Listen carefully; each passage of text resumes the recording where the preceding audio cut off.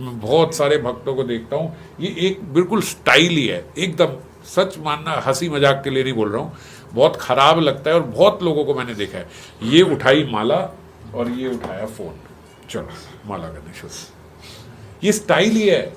मैं जब बोलता हूँ तो हैरानी होती है कि ये क्या कर रहे हो, यही है, चलो भाई अब मेरी बहुत सारी माला रह गई है, चलो, यही माला करने का स्टाइल। जैसे कंपलसरी है कि माला के साथ ये तो लेना ही लेना है, तो क्या करेंगे, ये बहुत गलत है। इसमें क्या हो रहा है, जो आपको लग रहा है ना कि मैं 30% समय माला को दे रहा हूं या 20% माला को दे रहा हूं, वो भी नहीं जा रहा माला में। अभी तो हम चर्चा कर रहे थे कि 3-1 घंटे 4 घंटे तो चलो हमारे चले ही जाते हैं, वो भी नहीं जा रहे। आप तो उस समय आपका ध्यान तो अब फोन में चला गया, अगर रील ना देखे ये ना, तो फिर क्या करूं भैया, बहुत सारे हमारे पास, फिर नींद आ जाएगी, नहीं तो सो जाओ भाई, अगर नींद आ जाए सो जाओ। अगर आपको लगता है कि माला करने से मुझे नींद आ जाएगी तो सो जाओ ऐसे, लेकिन माला करने से तो फिर कोई फायदा नहीं है। उसमें क्या हो रहा है, केवल आपका अहंकार की पूर्ति हो रही है कि मैं रोज 90 माला करके ही सोता हूं, बिना करे नहीं सोया। इससे तो अच्छा आपका अहंकार टूट जाए, 64 करके सो जाओ, पता तो लगेगा कि भैया बिना फोन के मेरे से नहीं हुई, 26 माला छूट गई। 26 माला छूटने से कोई अपराध नहीं होगा, अगले दिन आपकी चेतना में आ जाएगा कि सुबह ही कर लो, नहीं तो रात को नींद आ जाती है। यही तो भय बैठेगा ना, नहीं तो रात को नींद आ जाती है, तो सुबह ही करनी पड़ेगी मुझे। क्यों? क्योंकि फोन नहीं उठाना। ये सबसे बड़ी समस्या है हमारे साथ कि जैसे ही माला करने बैठे ऐसे ही उठाए, नहीं, ये बिल्कुल बिल्कुल क्रॉस लगा दो। माला आपकी कम हो जाए कम कर दो, लेकिन फोन के साथ माला मत करो। माला के समय केवल माला, और ज्यादा से ज्यादा, क्योंकि मन में क्या है, मन को कंट्रोल, मन सटल है, ये ग्रॉस नहीं है। फोन तो मैं अपने हाथ से हटा दूंगा, ये मेरे हाथ में है, अच्छा ग्रॉस है ना, मैं नहीं यूज कर रहा, मैंने हटा दिया, मैंने कसम खा ली मैं आज के बाद फोन माला के साथ नहीं उठाऊंगा।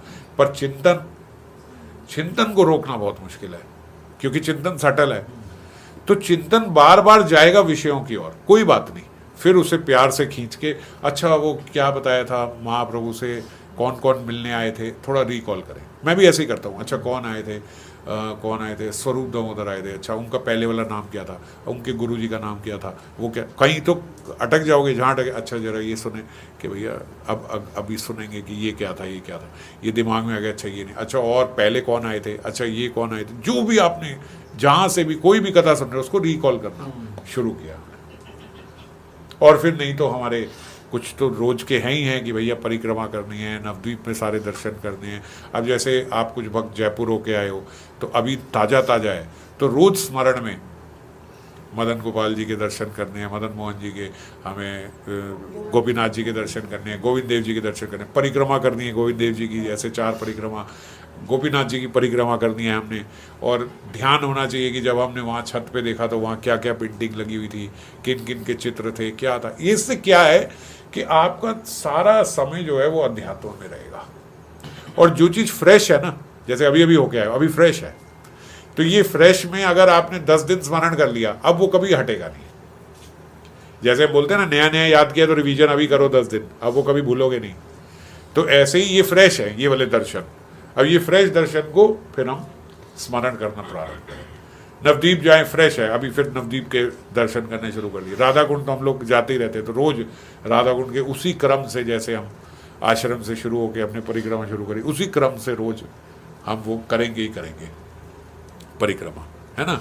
तो ये जब हम करते हैं तो बहुत सारा समय जो है, क्योंकि हमारे पास जैसे एक बच्चे को एक सिलेबस दे दिया जाता ना, अगर मैं ऐसे ही कहूँ बच्चे को चले अब पढ़ ले, क्या पढ़, अभी कुछ भी पढ़ ले, कुछ भी पढ़ ले में उसकी पढ़ाई नहीं होगी।